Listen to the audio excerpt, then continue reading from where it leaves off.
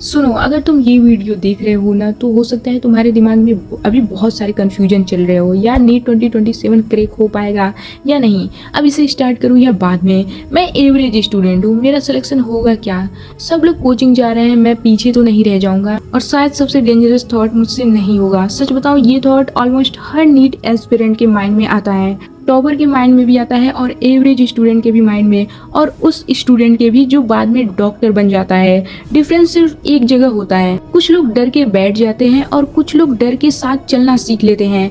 मैं तुम्हें एक सिंपल सी स्टोरी बताती हूँ। सोचो, दो स्टूडेंट हैं। एक स्टूडेंट जनवरी से पढ़ रहा है, expensive coaching, fancy notes, highlighters, time table, wallpapers, motivational reels, और दूसरा स्टूडेंट एवरेज है, कभी मोटिवेशन हाई, कभी लो, कभी 8 घंटे पढ़ता है, कभी 2 घंटे, कभी रोता है, कभी डर लगता है, लेकिन एक चीज करता है, रोज थोड़ा थोड़ा इम्प्रूव करता है। गेस करो नीट क्लियर कौन करेगा? आंसर सिंपल है, जो कंसिस्टेंट रहा।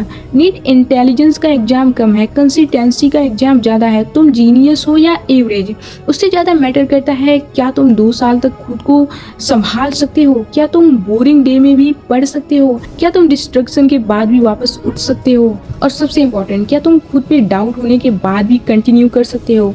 आज से एक बात याद रखना, 2027 का सिलेक्शन एक दिन में नहीं होगा, वो छोटे छोटे बोरिंग डेज का रिजल्ट होगा। एक चैप्टर, फिर एक टेस्ट, फिर एक मिस्टेक, फिर करेक्शन, फिर रिवीजन, फिर कॉन्फिडेंस, और धीरे धीरे एक दिन तुम रियलाइज करोगे, अरे मैं तो सच में इम्प्रूव कर रहा हूँ।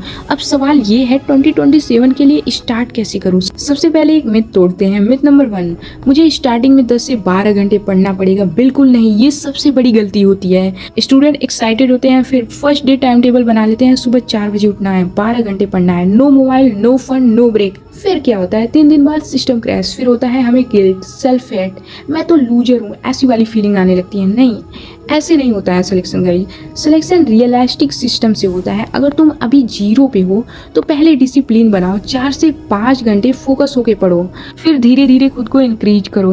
अब प्रैक्टिकल रोड मैप सुनो। 2026 से 2027 के लिए तुम्हारी प्रिपरेशन की 4 पिलर्स होनी चाहिए। नंबर 1 एनसीईआरटी, और उसके बाद कंसेप्ट, पीवाईक्यू, रिवीजन। बस, सच में बस, ज्यादा मटेरियल के चक्कर में मत पड़ना। हर स्टूडेंट की सेम प्रॉब्लम होती है। 100 PDFs, 20 teachers, 50 strategy video, result क्या होता है? कंफ्यूजन होता है गाइज। तुम डॉक्टर बनना चाहते हो या स्ट्रेटजी कलेक्टर? एक नोटबुक लो और ये लाइन लिखो, limited resources plus multiple revision equal to selection. अब सब्जेक्ट वाइज बात करते हैं। सबसे पहले बायोलॉजी। अगर नीट एक वार है तो बायोलॉजी तुम्हारी आर्मी है। बायो इग्नोर कर दिया तो गेम डिफिकल्ट हो जाएगा। बायो का गोल्डन रूल है, एनसीईआरटी को लाइन बाय लाइन पढ़ना, लाइन बाय लाइन। बहुत लोग सिर्फ रीड करते हैं, गलती। तुम्हें एक्टिव रीडिंग करनी है, खुद से सवाल पूछना है, ये लाइन इंपॉर्टेंट क्यों है, इस पे एमसीक्यू कैसे बन सकते हैं। और एक रूल, हर चैप्टर का रिवीजन सेम वीक में, वरना भूल जाओगे। ह्यूमन ब्रेन नॉर्मल है, मशीन नहीं।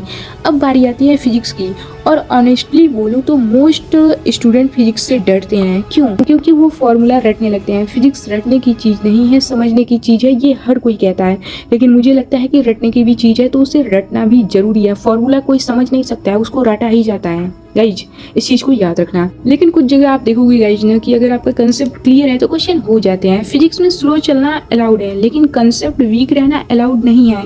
जल्दी के चक्कर में वीक बेस मत बनाना। एक क्वेश्चन नहीं हुआ, सॉल्यूशन देखो, फिर खुद रिपीट करो, फिर नेक्स्ट डे रिवाइज करो।